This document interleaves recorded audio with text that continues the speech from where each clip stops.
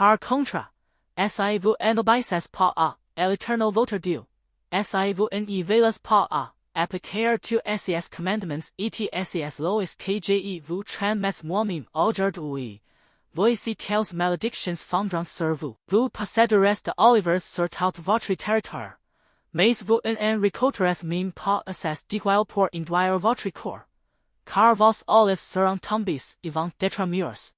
Vous donnerez naissance à de fils et de filles, mais vous ne les garderez pas avec vous, car ils sont en captivité. Les criquets dévasteront tous vos arbres et mangeront les produits de vos terres. Les immigrants qui vivront parmi vous parviendront de place en place à une position au-dessus de la vôtre, tandis que vous déclinerez de place en place. Ce sont eux qui vous prêteront, alors que vous n'aurez plus rien à leur prêter. Ils seront au premier rang, et vous au dernier. Toutes ces malédictions fondront sur vous, vous poursuivront et vous atteindront, juste pour ce que vous soyez.